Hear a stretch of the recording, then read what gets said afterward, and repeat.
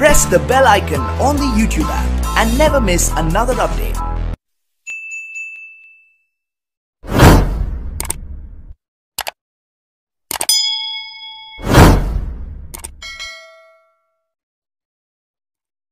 बाराव्या शतकात महात्मा बसवण्णांनी स्वातंत्र्य, समता, बंधुता व सामाजिक न्याय ही लोकशाही मूल्ये जगाला दिली.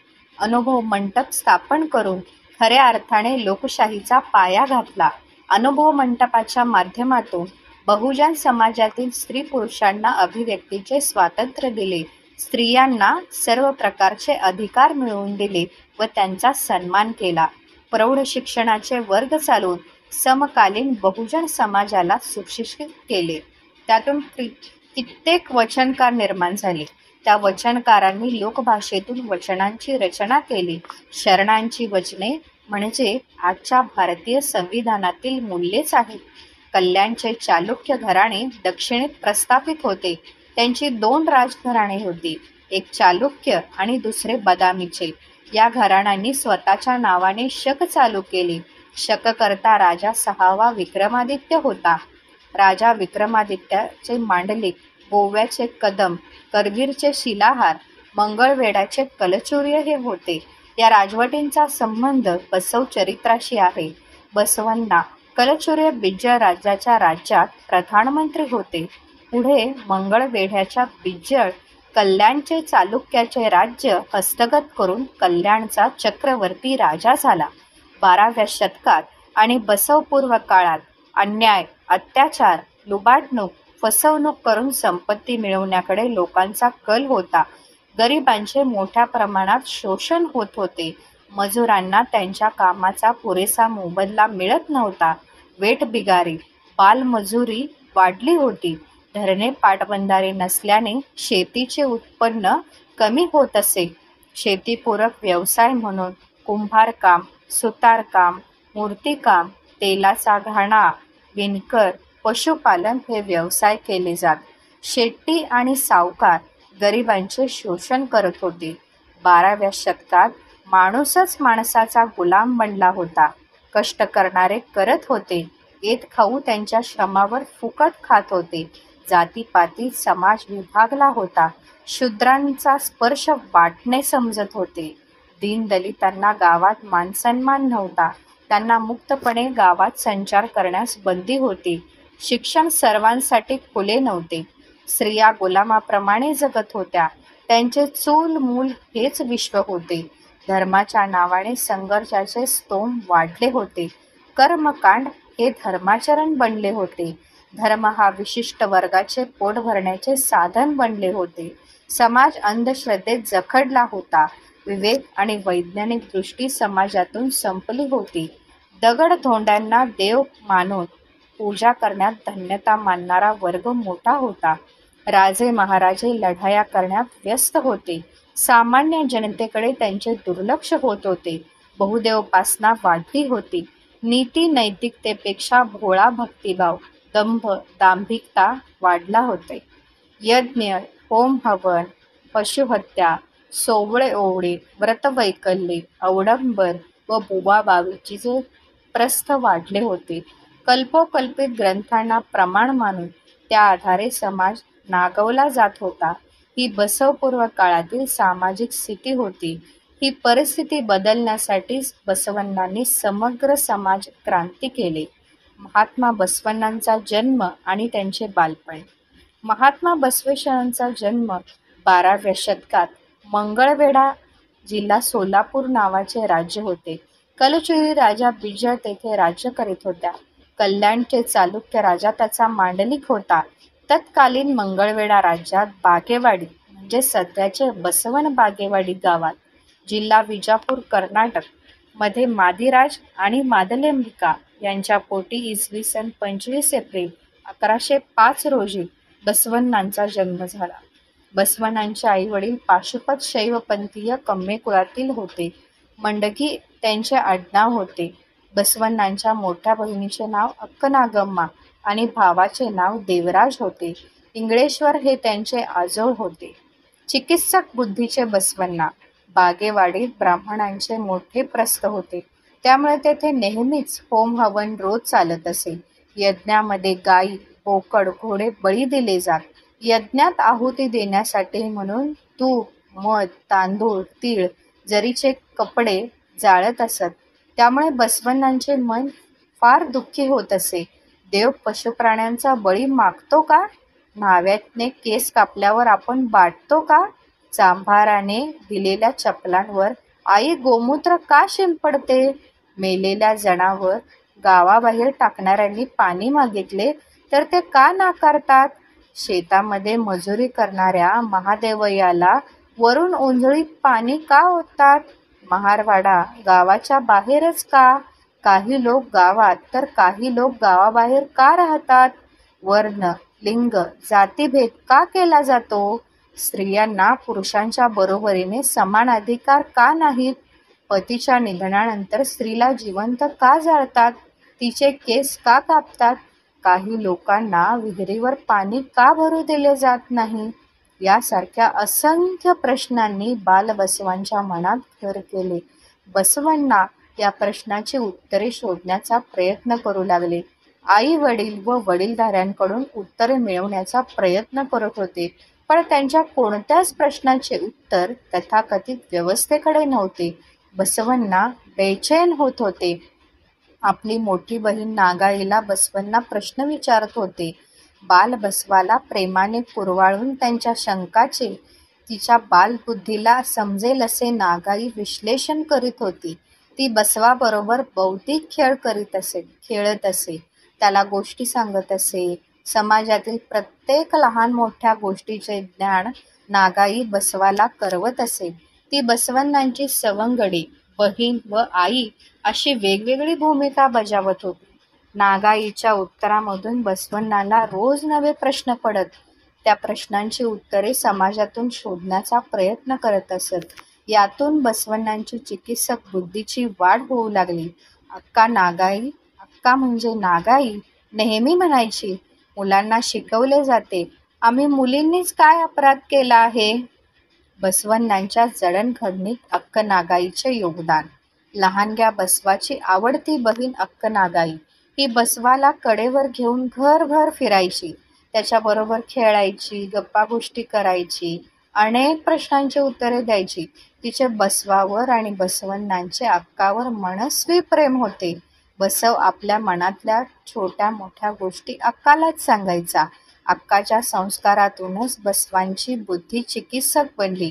पुढे या अक्कांनी बसवण्णांचे शिक्षण पूर्ण होईपर्यंत आणि नंतरही त्यांचे काम चालू ठेवले. बसवाची अक्का साऱ्या शरणांची अक्कनागाई झाली.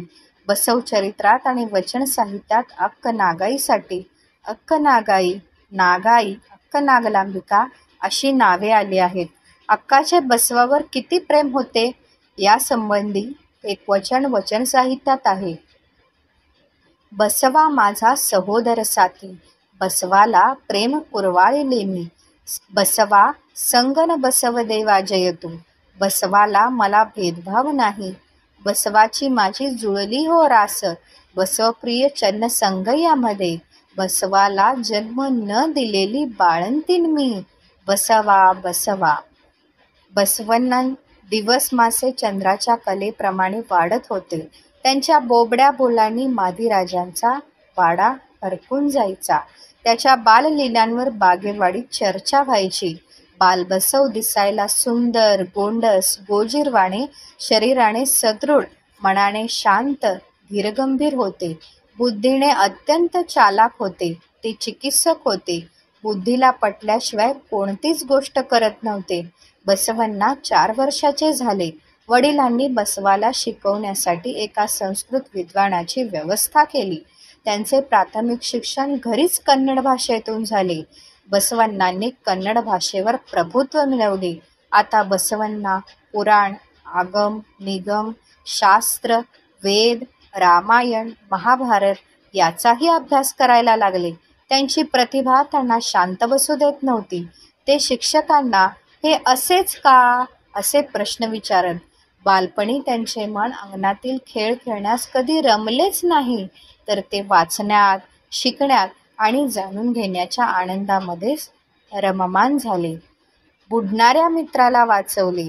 बसवण्णा एका मित्रासोबत गावाच्या शेळीबाहेर खेळण्यासाठी गेले. अचानक त्यांच्या कानावर वाचवा वाचवा असे शब्द पडले. ते पाहून बसवण्णा त्या दिशेला धावले. त्यांचा एक अस्पृश्य जातीतील मित्र पाण्यात बुडत होता. येथे विहिरीजवळ लोकांची तोबा गर्दी झाली होती, पण कोणीही त्याला वाचवण्यासाठी पुढे येत नव्हते, कारण त्या काळी अस्पृश्यांचा स्पर्श माणसाला बाटवतो असा समज लोकांत होता. बसवांनी कसलाही विचार न करता त्या पाण्यात बुडलेल्या मित्राला वाचवण्यासाठी पाण्यात उडी मारली आणि त्याला वाचवले. प्रस्थापित वैदिक व्यवस्थेने बसवण्णा बाटला म्हणून सांगितले. खऱ्या अर्थाने बसवण्णा बाटला, पण पाण्यात बुडणाऱ्या मित्राला वाचवले. असे म्हणतात की बाळाचे पाय पाळण्यात दिसतात. ते खरंच आहे हो. पुढे जाऊन बसवण्णांनी दयाच धर्म आहे असे लोकांना सांगितले. येथेच अहिंसा तत्त्वाची मुहूर्तमेढ रोवली गेली. महात्मा बसवण्णा म्हणतात, दया विना धर्म तो काय बरं. दया असावी सर्व प्राणीमात्रांवर, कारण दया हेच धर्माचे मूळ आहे. पुढील संघ यामध्ये तसे नसल्यास नाकारी. बाबा एकाच देवाची पूजा करा.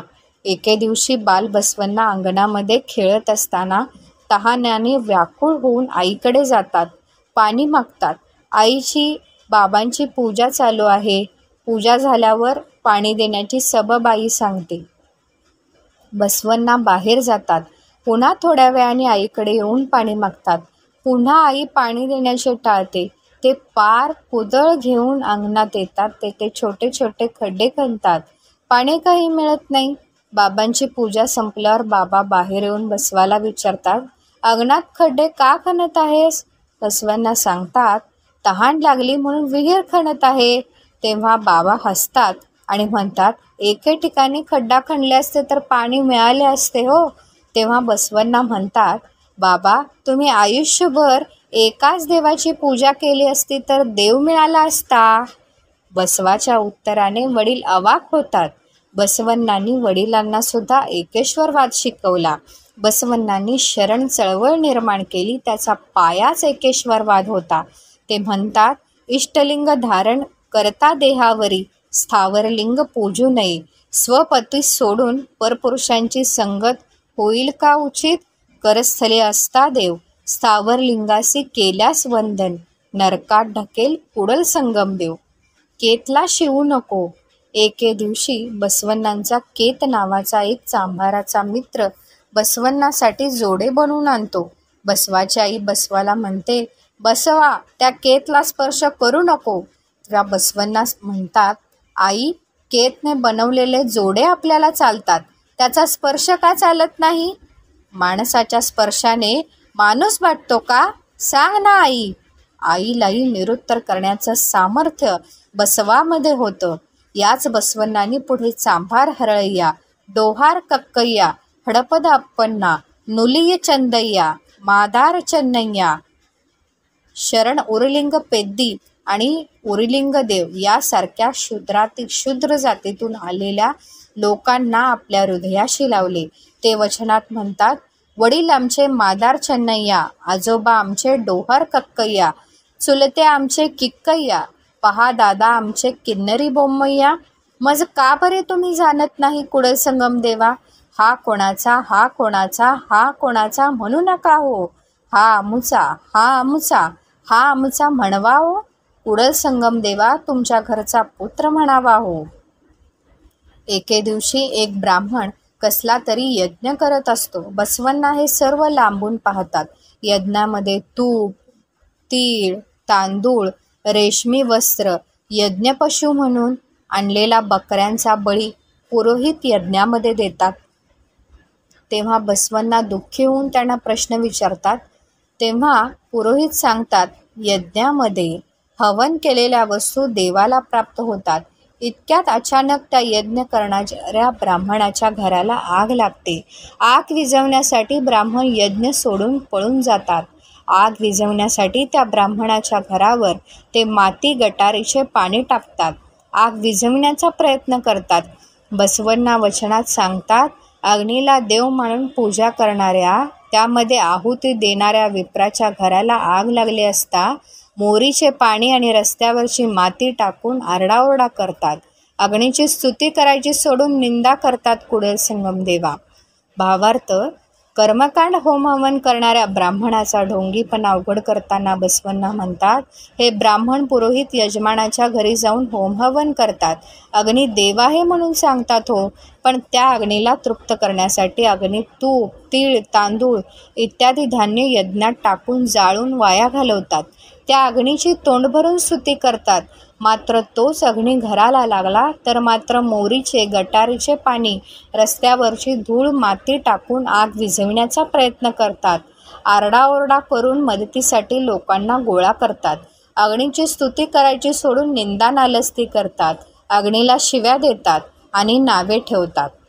सामाजिक परिस्थितीचा बसवण्णांच्या मनावर परिणाम. बसवण्णांच्या सभोवताली दिननित्य घडणाऱ्या सर्वच घटनांचा त्यांच्या मनावर परिणाम होत होता. त्यासंबंधी त्यांना प्रश्न पडत होते. त्या प्रश्नांची उत्तरे शोधण्याचा ते प्रयत्न करत होते. अंधरूढीचे स्तोम माजले होते. लोक कर्मापेक्षा धर्मावर विश्वास ठेवत होते. राजाला लोक देव मानत होते. त्यामुळे राजेशाहीचे प्रस्थ वाढले होते. ब्राह्मण पुजारी शूद्राचे धार्मिक शोषण करीत होते. ज्योतिष, पंचांग, भविष्य, पूजापाठ, कर्मकांड, अजबळी, यज्ञ, होमहवन यांचे स्तोम माजले होते. लोक भूत, प्रेत, पिशाच यावर विश्वास ठेवत असत. आपल्या प्रारब्धाचे फळ समजून अन्याय सहन करत असत. पाप निवारण्यासाठी यात्रा, तीर्थयात्रा, पदयात्रा, अभिषेक, समुद्रस्नान, नदीस्नान करत असत. स्वर्ग, नरक, कैलास या कल्पना लोक मान्य करत असत. या सर्वांचा बसवण्णांच्या मनावर खोलवर परिणाम होत होता. त्यांना अनेक प्रश्न पडत होते. त्या प्रश्नांची बुद्धीच्या कसोटीवर छाननी करत असत.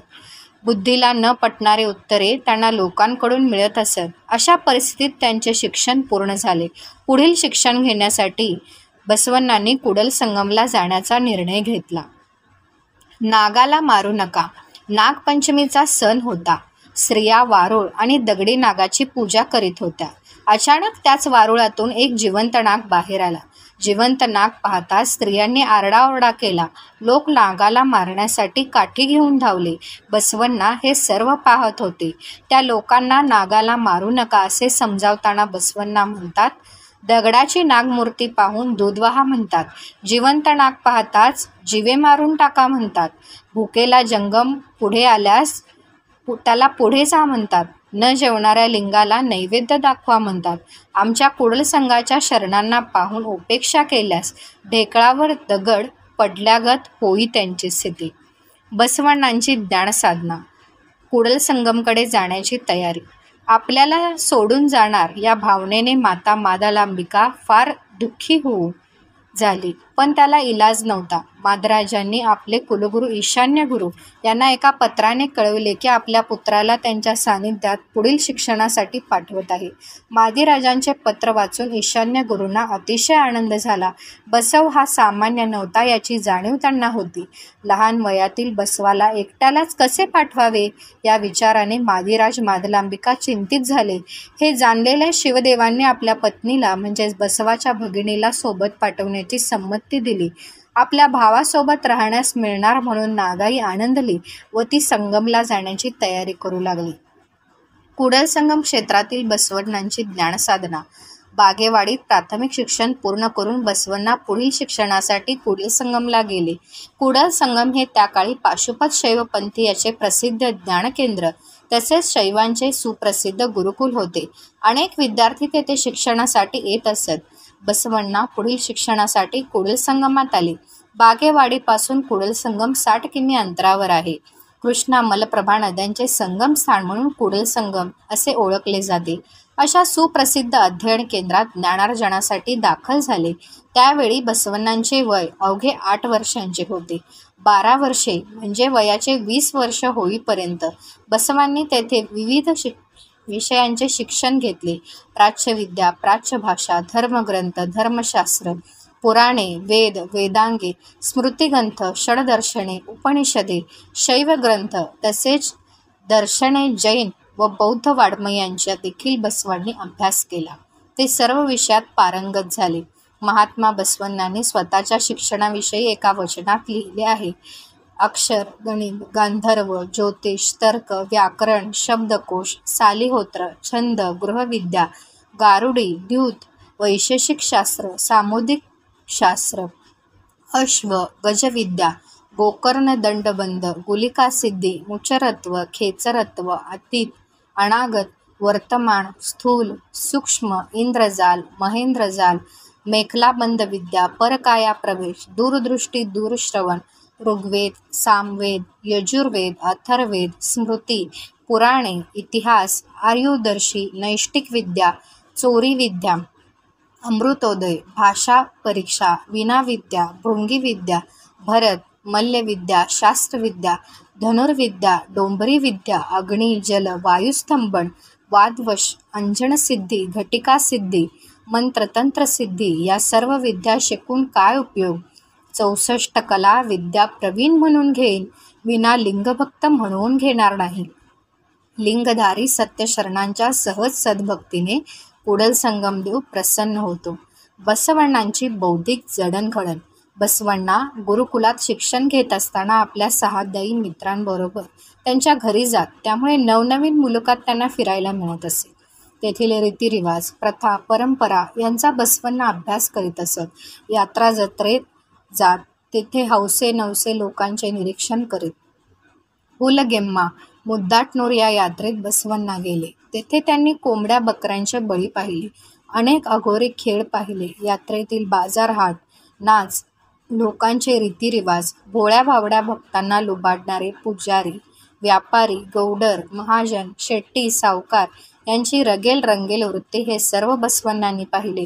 हे सर्व पाहून त्यांचे मन आक्रंदून पेटून उठे. देवदासी, वाघ्या मुरळी, पोतराज, वेश्या, भिकारी, जोगते, जोगतिनी यांची केवलवाणी अवस्था त्यांनी पाहिली. तेथे होणारे यज्ञ, होम हवन, त्यात दिले जाणारे बळी, खाद्यपदार्थांचा नाश, धार्मिक शोषण, देवांच्या अघोरी उपासना हे सर्व त्यांनी पाहिले. बसवण्णांनी जत्रा यात्रांना भेटी दिल्या, तसेच त्यांनी गुरुकुलांनाही भेटी दिल्या. त्यामध्ये मुळगुंद, अबलूर, गदग, विजयपूर, मुलंगी, बाळेगावी येथील विद्यादान करणाऱ्या चांगल्या आश्रमांनाही भेटी दिल्या. बळीगावी येथील आश्रम गुरुकुल त्यांना विशेष आवडले. तेथील वसतिगृह, औषधालय, ललित कलांचे शिक्षण हे त्यांच्या मनाला भावले. स्वचिंतनातून प्रकटन, अध्ययन, वाचन आणि चिंतनातून बसवण्णा समाजाचे निरीक्षण करू लागले. कालबाह्य रूढी परंपरांचे ते चिकित्सा करू लागले. अज्ञान अंधश्रद्धेच्या मुळावरच त्यांनी घाव घातला. क्लिष्ट आणि कठोर धर्माऐवजी सहज व सोप्या धर्मचळवळीची बांधणी करण्यास सुरुवात केली. स्वचिंतनामुळे ते नवविचारांचे प्रकटन करू लागले. शैव धर्माला पर्याय म्हणून बसवण्णांनी शरण आंदोलनाचा पाया घातला. नवा इतिहास घडविला, नवी पायवाट निंदाळली, नवीन स्वतंत्र विचार मांडले व ते स्वतंत्र नवविचार क्रांतीचे जनक होते. महात्मा बसवण्णांनी हिंदू संस्कृती, शैव संप्रदाय, वैदिक ग्रंथ, जैन बौद्ध धर्मांचा अभ्यास केला. श्रुती स्मृती प्रणीत शास्त्र ग्रंथामध्ये सामाजिक विषमता व गुलामगिरीची बीजे आढळली. बसवण्णांच्या विचारातून तयार झालेले क्रांतिकारी विचार, सद्गुण, आदर्श धर्म संकल्पना कृतीत उतरविण्यास ते उत्सुक झाले. त्यांनी सर्वप्रथम निवृत्तीवाद म्हणजेच संन्यासवाद नाकारला. घर संसार, सुंदर पत्नी, नातेवाईक, आईवडिलांचा त्याग करून कोठेतरी अरण्यात जाऊन किंवा उंच पर्वतावर जाऊन राहणे हे त्यांना मान्य नव्हते. तत्कालीन समाजात संन्यासवादाचे प्रचंड स्तोम माजलेले होते. संन्यासी लोक कोणतेही काम न करता भिक्षेवर आपली गुजराण, कठोर देहदंडन करत. हेच बसवण्णांना मान्य नव्हते, म्हणून त्यांनी निवृत्तीवाद नाकारला. बसवण्णांचे समकालीन साथीदार हे सर्व संसारी गृहस्थ होते. ते पती पत्नी, नित्य सत्य शुद्ध कायक म्हणजे काम करूनच स्वतःची उपजीविका करत होते. ज्याला काम नाही त्याला भाकरी नाही, असा बसव तत्वज्ञानाचा नियम होता. अगदी गुरु जंगम सुद्धा नित्य उदरनिर्वाहासाठी काम करत असत. बसवण्णाही बिज्जळाच्या दरबारात प्रधानमंत्री होते. देवळे आणि देवदासीची प्रथाही महात्मा बसवण्णांनी नाकारली, कारण त्यातून गोरगरिबांचे शोषण केले जात होते. अंधश्रद्धा मोठ्या प्रमाणावर पसरत होती. देवदासींचे लैंगिक शोषण केले जात होते. देवदासी, वाघ्या मुरळी, जोगतिणीचे मोठ्या प्रमाणात सामाजिक खच्चीकरण केले जात होते. त्यांना सन्मानाने समाजात वावरता येत नसे. त्यामुळे बसवण्णांनी मंदिरातील देव, पुजारी, भट, ब्राह्मण, त्याचबरोबर मंदिरातील प्रथा, परंपरा, कर्मकांड नाकारले. पुढे याच व्यवस्थेला बळी पडलेल्यांना सोबत घेऊन स्वतंत्र समाजव्यवस्था निर्माण केली. या समाजव्यवस्थेत लिंग, वर्ण, वर्ग, जातीभेद अशा प्रकारच्या कोणत्याही भेदांना थारा दिला नव्हता. हा नवा विचार बसवण्णांनी समाजाला दिला. तत्कालीन समाजामध्ये ग्रंथप्रामाण्यवाद होता. वेदांवर फक्त ब्राह्मणांचाच अधिकार होता. अस्पृश्यांवर वेदातील मते बळजबरीने लादली जात असत. हे वैदिक ग्रंथ स्त्री-शूद्रावर अन्याय करून शोषण करत असत. ते पुरुषी अहंकारांचे ग्रंथ होते. म्हणूनच ते महात्मा बसवण्णांना मान्य नव्हते. बसवण्णांनी ग्रंथप्रामाण्यवाद नाकारून बुद्धिप्रामाण्यवाद सांगितला. ग्रंथातील गोष्टीला प्रमाण न मानता जे बुद्धीला पटेल त्याचा स्वीकार करा. बसवपूर्व इसवी सन पूर्व 6व्या शतकात बुद्धांनीही समाजाला बुद्धिप्रामाण्यवाद दिला होता. तो असा: हे कालमानो, अनुश्रुत आहे म्हणून स्वीकारू नका, परंपरेने आले म्हणून स्वीकारू नका, त्रिपिटकात आहे म्हणून स्वीकारू नका. त्यामध्ये सत्यता आणि विज्ञान किती आहे हे आपल्या बुद्धीच्या कसोटीवर चिकित्सा करूनच त्याचा स्वीकार करा. मंगळवेढ्यात बसवण्णा. कुडल संगम क्षेत्रात मामा बलदेवांची भेट. अल्पावधीतच बसवण्णांच्या स्वतंत्र विचार व कार्याचा प्रभाव कुडल संगम पंचक्रोशीत पडला. नवे विचार मांडू लागले. महात्मा बसवेश्वरांचा अनेकांशी सुसंवाद घडू लागला आणि त्यांच्या विद्वत्तेची ख्याती सर्वदूर पसरली. क्रांतिकारक विचार मांडून धर्मग्रंथ आणि धर्मनियमांची चिकित्सा करू लागले. कुडल संगममध्ये बसवण्णांच्या पूर्वीपासून यात्रा भरत होती. लोक यात्रेत एकत्र येत असत. यात्रेतील लोकांनी बसवण्णांची ख्याती त्यांचे मामा बलदेवांना सांगितली. मामा बलदेव मंगळवेढ्यातील बिज्जळ राजाच्या दरबारात मंत्रिपदावर कार्यरत होते. त्यांनी कुडल संगमला येऊन बसवण्णांची भेट घेऊन सुसंवाद साधला. आपली कन्या गंगांबिका हिच्याशी विवाह करण्याची आणि मंगळवेढ्याला येण्याची विनंती केली. बसवण्णांचे मंगळवेढ्याकडे प्रयाण आणि गंगांबिकांशी विवाह. बलदेव मामांनी आणलेल्या घोडागाडीत बसताना नागलांबिका, बसवण्णा, शिवदेव यांना अतिशय अवघड वाटत होते. मंगळवेढ्याच्या वेशीजवळ सजविलेला तो घोडा थांबला होता. नवरदेव असणाऱ्या बसवण्णांना घोड्यावर बसवून मिरवणूक काढण्यात आली. या तरुण तेजपुंज व्यक्तिमत्व असणाऱ्या बसवण्णांना पाहून लोक चकित झाले. लग्न समारंभात स्वतः राजा आपल्या राणीसह उपस्थित राहिला होता. राजा बिज्जळाच्या नेतृत्वात मंत्री महोदयाच्या योग्यतेस शोभेल अशा थाटात मंत्र्यांची कन्या गंगांबिकेशी बसवण्णा विवाहबद्ध झाले. तेथूनच त्यांच्या सांसारिक जीवनाची सुरुवात झाली. बिज्जळाच्या दरबारात बसवण्णा कोशागार झाले. मंगळवेढ्यात ते प्रथमच प्रशासनात रुजू झाले. मंगळवेढा ही महात्मा बसवण्णांची आद्य कर्मभूमी आहे. त्यांनी सामाजिक क्रांतीचा प्रारंभ येथूनच केला. बिज्जळ दरबारात शासन अधिकाऱ्यांना न जुळणारे गणित बसवण्णांनी स्वतः जुळवून आपली गुणवत्ता सिद्ध केली. त्यामुळे ते कोशागारपदी नियुक्त झाले. मंत्री बलदेवांना आपल्या भाच्याच्या म्हणजे जावयाच्या बुद्धीची व कर्तृत्वाची यथोचित कल्पना आली होती. बसवण्णांनी कार्याची जबाबदारी स्वीकारल्यावर राज्याच्या करवसुलीत खर्च कमी केला व कर वसुलीस प्राधान्य दिले. लाचलुचपत, भ्रष्टाचार करणाऱ्या अधिकाऱ्यांचे त्यांनी पितळ उघडे पाडले. हाताखालील आळशी कर्मचाऱ्यांना राज्यातील कर वसुली करण्यास प्रवृत्त केले. त्यामुळे राज्याचे उत्पन्न उत्तरोत्तर वाढू लागले.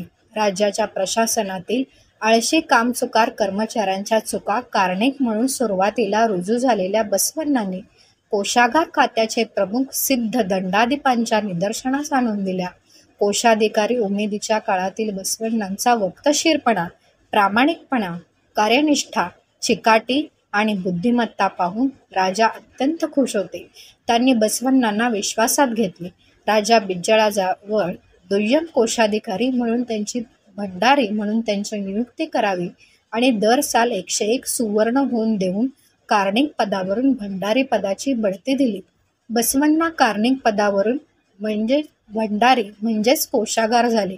त्यांच्या कारकिर्दीत नियमित करवसुली झाल्यामुळे राज्याच्या खजिन्यातील धनाचा ओघ वाढला. त्या धनाचा वापर किल्ल्याची डागडुजी आणि सैन्य भरतीवर खर्च केला गेला. बसवण्णा भंडारी ते महामंत्री बनले. राजवाड्यातील अधिकाऱ्यापासून नगरातील प्रमुख विद्वान पुरोहित सर्वांना बोलवण्यात आले. बिज्जळ राजा राजवाड्यातील पूजागृहात विशेष मंडपात शांतेश्वर लिंगपूजा करीत असताना त्यांना एक सुवर्णपट सापडला. त्यावर एक विचित्र अक्षरांची लिपी होते. राजासहित सर्वच मंत्री, विद्वान, पुरोहितास बलदेवरस, कोंडीमंसन्या, वारणकृमित, पद्यरस, विष्णुभट, सिरपद्य वगैरेंनी प्रयत्न करूनही लिपी वाचनात ते निष्फळ ठरले होते. पेद्दिरस यांच्या सूचनेवरून कार्णिक कार्यालयात कर्तव्यरत असणाऱ्या बसवण्णांना बोलवण्यात आले. बसवण्णांच्या हातात सुवर्णपट देण्यात आला. सुवर्णपटाचे वेष्टन काढले गेले. बसवण्णा म्हणाले, महाराज, हे दर्पण पुरातन कन्नड लिपीत आहे. त्यांच्या हातात दर्पण देण्यात आले.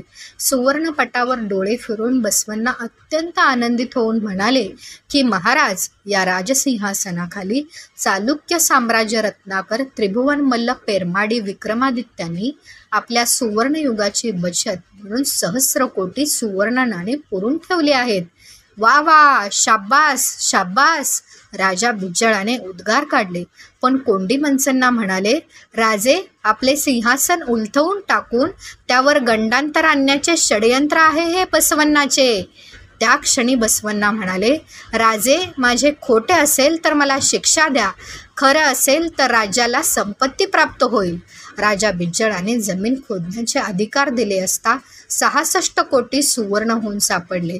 राजा व राज्यात अत्यंत आनंद झाला. तेव्हा राजा बिज्जळाने सापडलेल्या धनातील एक रत्नहार बसवण्णाच्या गळ्यात घातला. तेव्हा बसवण्णांनी तो नाकारला व ते म्हणाले, राजे, खजिना आपल्याला देण्याचा व मला घेण्याचा मुळीच अधिकार नाही, कारण हे द्रव्य विक्रमादित्यांनी कमवलेले आहे. त्यामुळे त्यावर फक्त आणि फक्त प्रजेचाच अधिकार आहे. त्यामुळे त्याचा विनियोग फक्त त्यांच्या हितासाठी केला जावा. यासाठी एक विश्वस्त मंडळ असावे. शेती, वाणिज्य, सामाजिक शिक्षणांची व्यवस्था केली जावी. हे ऐकून बिज्जळ राजा भारावून गेला. त्याने ती जबाबदारी बसवण्णांवरच सोपवली. बुद्धिमान, स्वामिनिष्ठ व तत्वनिष्ठ बसवण्णांची महामंत्री म्हणून नेमणूक केली गेली. बसवण्णा आता एका महाराज्याचे महामंत्री झाले. तरीही सर्व प्रशासन बसवण्णाच चालवित असत. राजा बिज्जळ जरी राजा असला तरी नामधारी आणि बसवण्णा कारभारी होते. बसवण्णांचा दुसरा विवाह, बसवण्णा नीलांबिका विवाह.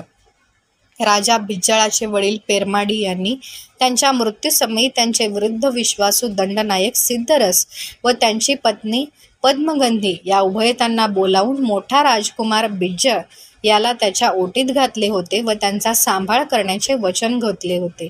कलचूर्य पेरमाडीच्या मृत्यूनंतर राणी सती गेली.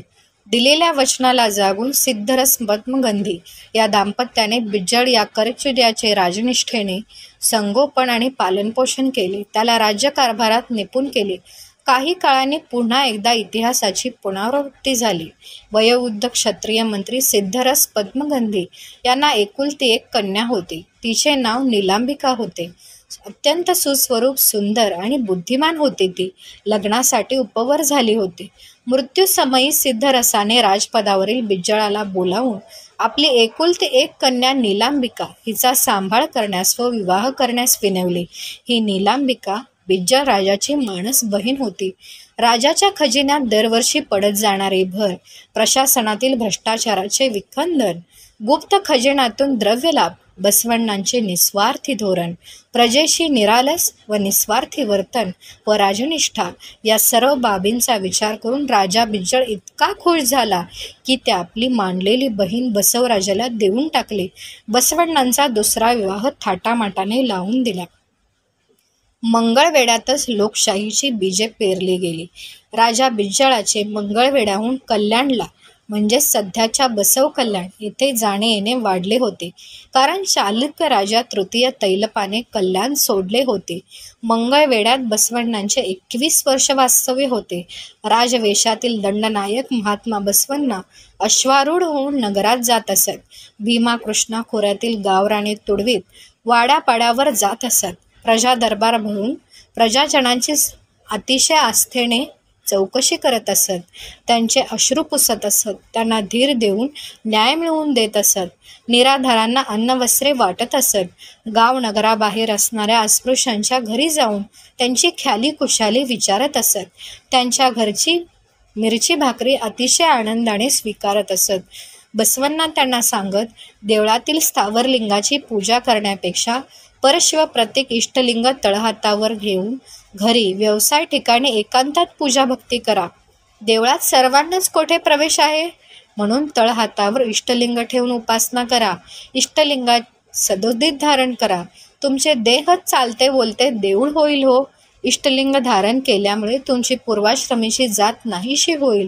पूर्वसंस्कार नष्ट होतील. इष्टलिंग धारण करणाऱ्या सर्वांना धर्म एकच आहे आणि तो धर्म आहे मानवतेचा. त्यांच्या त्रोटीबेटी व्यवहार होऊ शकतात. जन्मतः आपण सर्वजण समान आहोत. अस्पृश्यता पाळणे म्हणजे प्रत्यक्ष ईश्वराचाच अपमान आहे.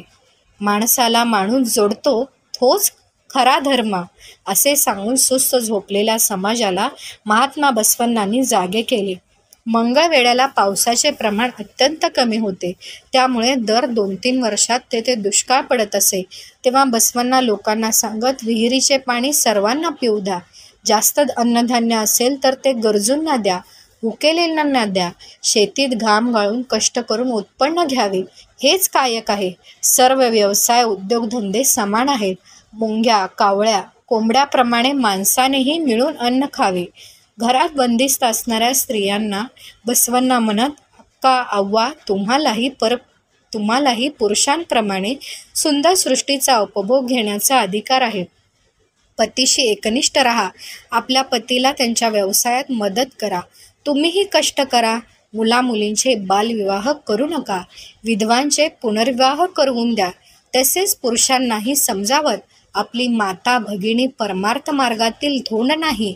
वेशांचेही पुनर्वसन करा. सर्वत्र क्षुद्र देवता आणि ग्रामदेवतांची उपासना चालत असे. देवाला प्रसन्न करण्यासाठी लोक मांस दारू यांचा नैवेद्य देत होते.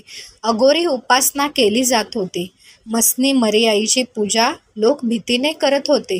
बसवण्णा त्यांनाही समजावत, देवाच्या शोधात गावोगाव फिरू नका.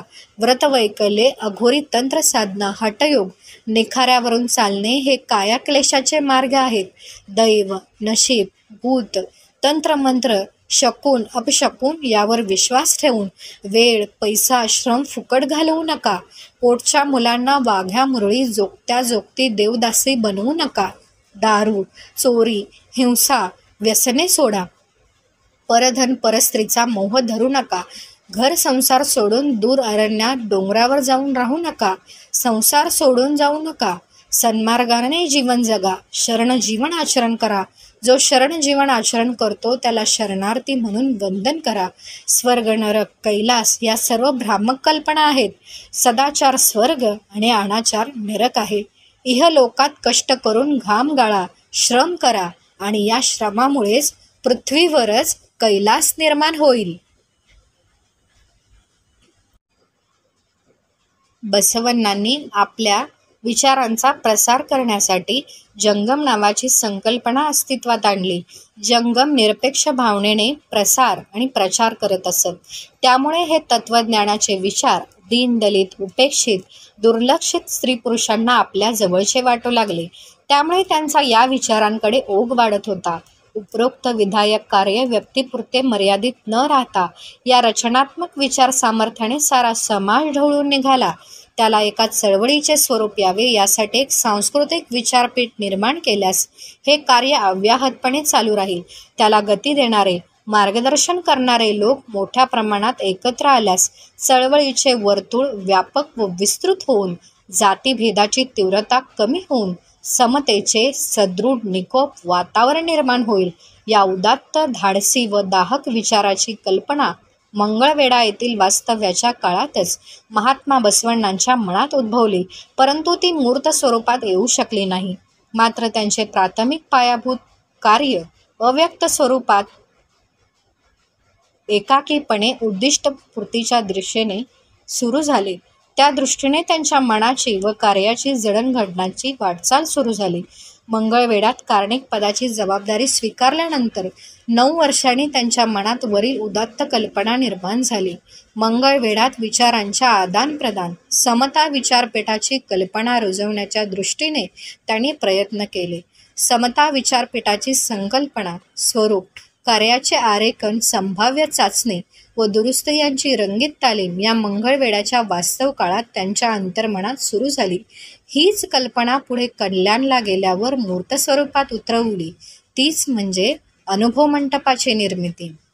समता विचारांच्या जडणघडणीचे स्थान मंगळवेढा. कुडाल संगम येथे बसवण्णांनी विविध धर्मपंथांच्या तत्त्वज्ञानाचा अभ्यास केला होता. त्यातील विसंगती ही सामाजिक कणव असणाऱ्या बसवण्णांच्या मनात प्रश्न निर्माण करीत असे. विविध धर्मातील विसंगती, विकृती, धार्मिक कर्मकांड यापेक्षा ते समता आणू शकणाऱ्या विचारांनी जास्त प्रभावित झाले होते. प्रत्येक जातीतील माणसांनी इष्टलिंग दीक्षा घेतल्यानंतर त्यांची पूर्वाश्रमींची जात नष्ट होईल, मग त्यांच्यात रोटीबेटी व्यवहार करण्यास हरकत नाही. ही इष्टलिंग दीक्षेमागील समतेचा विचार त्यांच्या मनात रुंजी घालत होता. मंगळवेढा येथे बिज्जळ दरबारात असताना ते समता विचाराचे स्वप्न समाजात उतरवण्यासाठी प्रत्यक्ष काय करता येईल याचे ते सतत चिंतन करीत असत. एकीकडे मंगळवेढा राजधानीत कोषागार विभाग सांभाळत असताना समतेच्या विचारांची रुजवण कशी करता येईल या विचाराने राज्यातील सर्व गावातील सर्व जातीतील विचारवंतांशी ते सतत संपर्क ठेवून होते. बसवण्णांच्या स्वभावात आर्जव, वागण्यात मार्दव तर बोलण्यात लाघव होते. ते कधी लोकांना आपल्याकडे बोलवीत तर कधी स्वतः त्यांच्या घरी जात त्यांचा आत्मविश्वास वाढवीत. अधूनमधून त्यांना लिंगदीक्षेचे महत्त्व सांगत सर्व इष्टलिंगधारी लोकात रोटी बेटी व्यवहार होण्यास हरकत नाही असे ते सांगत असत. हजारो वर्षांपासून चालत आलेली चातुर्वर्ण जाती व्यवस्था सोडून कर्मठ सनातनी लोक दुसरा विचार कसा करतील या विचारांचे काही लोक बसवांशी वादविवाद करीत असे. असे असूनही त्यांना मानवतावादी विचारसरणी मान्य आहे. ते लोक मात्र याचा गांभीर्याने विचार करीत. हळूहळू बसवण्णांच्या विचार कल्पनाशी सहमत होणाऱ्या लोकांमध्ये आत्मविश्वास वाढू लागला. बसवण्णांनी त्यावर समता विचारांचे सिंचन सतत केले. त्यांचा मंगळवेढा येथील वास्तव्याचा काळ तब्बल 21 वर्षांचा आहे. याच काळात त्यांच्या विचारांची, मनांची आणि कल्पनांची जडणघडण येथे झाली होती. कल्याण राज्याचे हस्तांतरण, चालुक्य तैलपाची निष्क्रियता. जगदेव मल्लनानंतर चालुक्य राज्याचा सम्राट तैलप तृतीय झाला. तैलप शूर, लढवय्या, शासनकुशल नव्हता. त्यामुळे त्याच्या पदरी मांडलिक प्रदेशाधिकारी मुजोर व शिरजोर झाले. हळूहळू त्यांनी चालुक्याचे राज्य बळकवायला सुरुवात केली. चालुक्य सोमेश्वर हा तर बिज्जळाचा सक्का मामा होता. तैलप आणि त्याच्या पूर्वीचा जगदेव मल्ला हे दोघेही चालुक्य सोमेश्वराचे पुत्र होते. तैलप हा बिज्जळाचा मामेभाऊ होता. त्यामुळे बिज्जळ तैलपाच्या मदतीला धावून गेला. आंध्रातील वरंगलच्या राजाने चक्रवर्ती चालुक्यांविरुद्ध बंड केले. ते बंड मोडण्यासाठी तैलप चालुक्य स्वतः गेला, पण तो परत आलाच नाही. स्वतंत्र होऊ पाहणाऱ्या मांडलिक राजावर नियंत्रण मिळवण्यासाठी बिज्जळाने आपली राजधानी मंगळवेढ्याहून कल्याणला स्थलांतरित केली. त्या काळात बिज्जळ राजाने कल्याणातील सर्व अधिकाऱ्यांचे विश्वास संपादन केले. त्यांचे मनोबल वाढवून त्यांना कार्य करण्यास प्रवृत्त केले. बिज्जळ राजाने तैलपाच्या नावाने राज्यकारभार चालू ठेवला. त्यांच्या म्हणजेच तैलपाच्या 3 भावंडांना मांडलिक राजांच्या राजधानीत पाठवून दिले. प्रशासनावर बिज्जळाने पूर्ण नियंत्रण मिळवले. बिज्जळाला आता कोणाचाच विरोध राहिला नव्हता. त्यामुळे त्याने स्वतःला सार्वभौम राजा म्हणून घोषित केले. कलचूर्य बिज्जळ कल्याणचा सार्वभौम राजा झाला. महात्मा बसवण्णांचे कल्याणला प्रयाण. राजा बिज्जळाने महात्मा बसवण्णांना कल्याण राजधानीत आपल्या दरबारात महामंत्री म्हणून पाचारण केले. त्यामुळे सर्व राजकीय संभ्रम व अस्थिरता जाऊन राज्य स्थिरस्थावर झाले.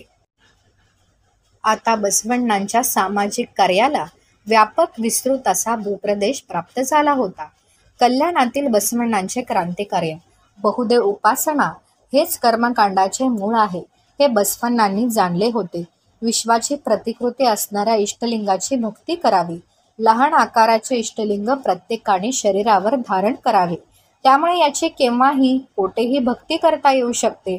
पूजा भक्तीसाठी तीर्थयात्रा तीर्थस्नान करण्याची काही एक गरज नाही. इष्टलिंग दीक्षा कोणालाही घेता येते. जाती वर्ण वर्ग लिंग असा कोणताच भेद इष्टलिंग दीक्षेत नाही.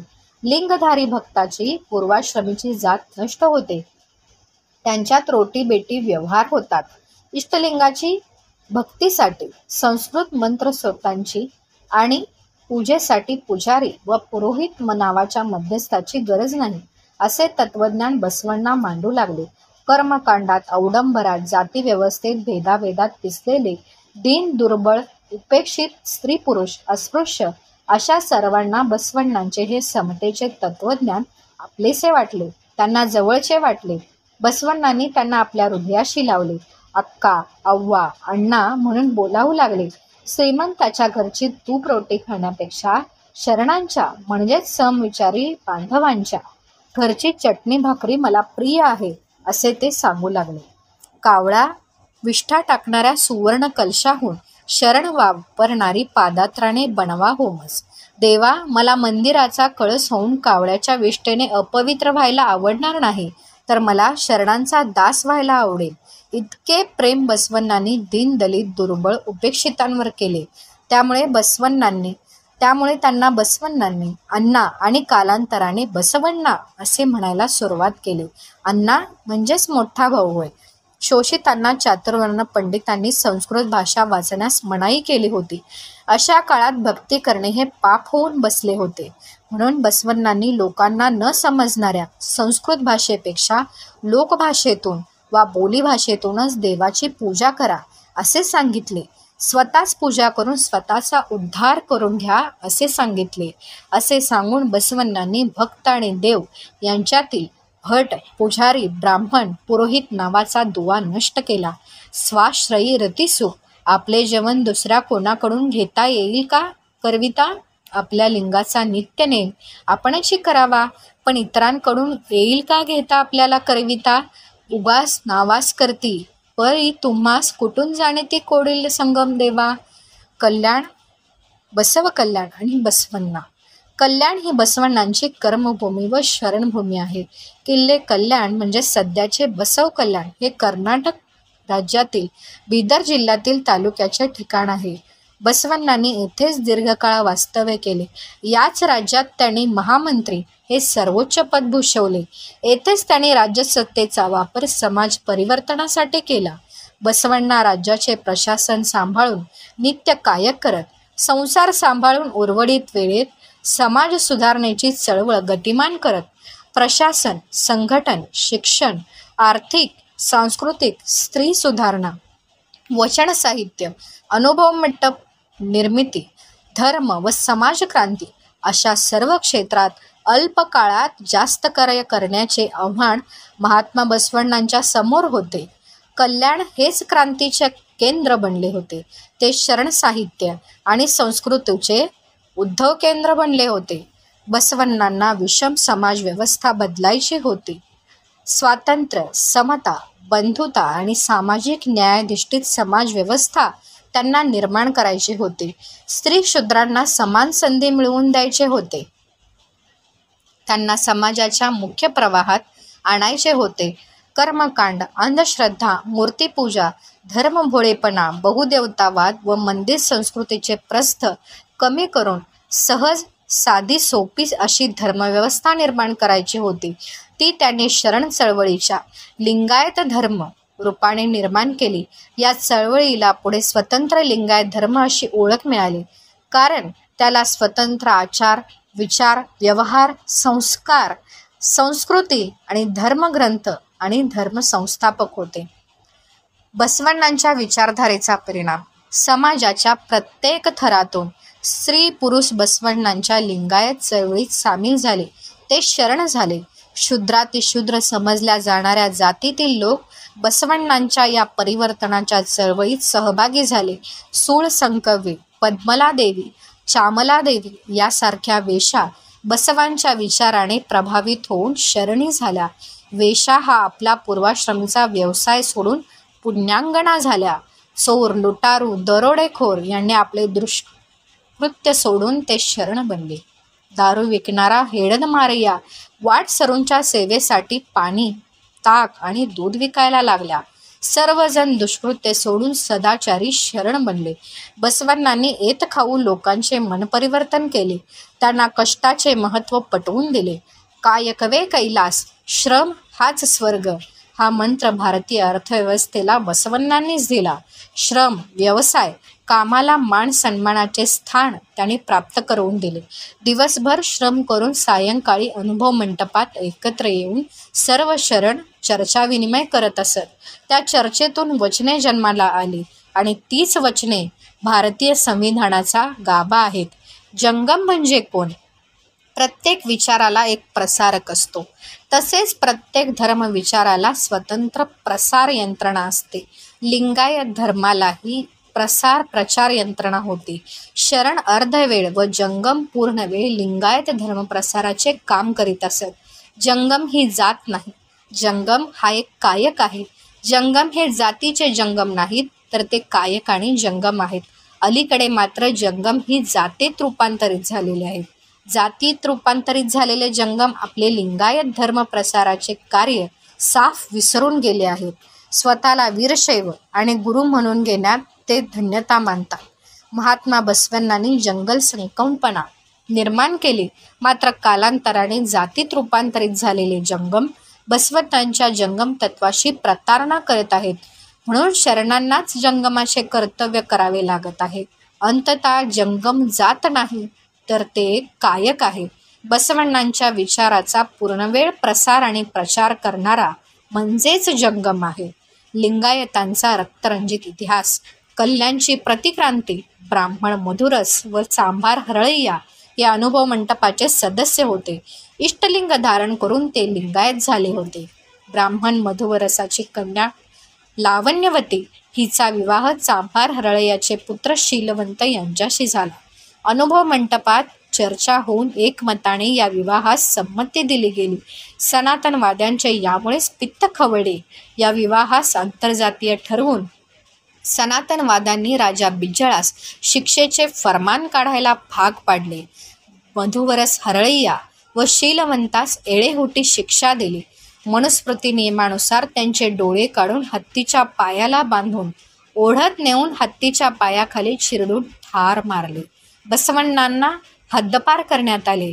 त्यातच चालुक्य समर्थकांनी राजा बिज्जळाचा खून केला. या खुनास शरणांना जबाबदार धरून शरणांच्या कत्तली करण्यास कल्याणमध्ये प्रारंभ झाला. अनुभव मंटपास आग लावून वचनांची ताडपत्रे जाळून भस्मसात करण्यात आली. अशा प्रकारे कल्याणची प्रतिक्रांती घडून आली. वचन साहित्य ओळवीकडे. कल्याण प्रतिक्रांतीत वचन साहित्य वाचवून शरणांनी वचन साहित्याचे गठ्ठे डोक्यावर पाठीवर घेऊन कल्याण राज्याबाहेर जाण्याचा निर्धार केला. गोव्याच्या कदंब राजांनी शरणांना आश्रय दिला. कल्याणम्मा, अक्कनागम्मा, मडिवाळ माचीदेव, कक्कय्या, गंगांबिका, अंबिगर चौडय्या, किन्नरी बोम्मय्या, दानम्मा, बुर्डकेतय्या व चन्नबसवनांसह ज्ञात अज्ञात अशा हजारो शरणांनी वचन साहित्य ओळवीपर्यंत नेऊन पोचवले. अशा प्रकारे कल्याण, सोलापूर, हलसंगी, विजापूर, मुधोळ, यादवाड, तोरगल, मुरगोड, कारिमणी, संपगाव, तिगडी, नागलापूर, कादरोळी, हुंसीकट्टी, हुबळी, कित्तूर, धारवाड, साबर्णी, हल्ल्याळ ते उळवी असा प्रवास करत शरणांनी उळवीच्या घनदाट जंगलात नेऊन वचन साहित्य सुरक्षित ठिकाणी ठेवले. प्रवासात ते बिज्जळ राजाशी प्रतिकार करताना शरण कक्कय्यांना कक्केरीला, मडिवाळा माचीदेवांना कारिमणी, कल्याणम्मास तिगडी, गंगांबिका मातेस हुबळी अशा ठिकाणी वीरमरण प्राप्त झाले. वचन साहित्य रक्षणासाठी शरणांनी आपल्या प्राणांचे बलिदान दिले. अखेर अक्कनागम्मा, चन्नबसवण्णा, नुलिय चंदय्या यांच्यासह हजारो शरणांनी उळवीत वचन साहित्याचे रक्षण केले. महात्मा बसवण्णाचे लिंगैक्य. बसवयुग हे समतायुग होते आणि या समतायुगाचा क्रांतिप्रवर्तक महात्मा बसवण्णा नावाचा ज्ञानसूर्य बागेवाडीत उगवला, वाढला, बहरला. इंगळेश्वर कुडल संगमात आणि कल्याणात समग्र समाजक्रांतीच्या रूपाने तळपला. मंगळवेढा व कल्याणभूमीत अखेर हा जीवात्मा महालिंगात एकरूप म्हणजेच लिंगैक्य झाला. कृष्णा मलप्रभा किनारी इसवी सन 1167 मध्ये कुडल संगममध्ये त्याने अखेरचा श्वास घेतला आणि बसवयुगाचा अंत झाला.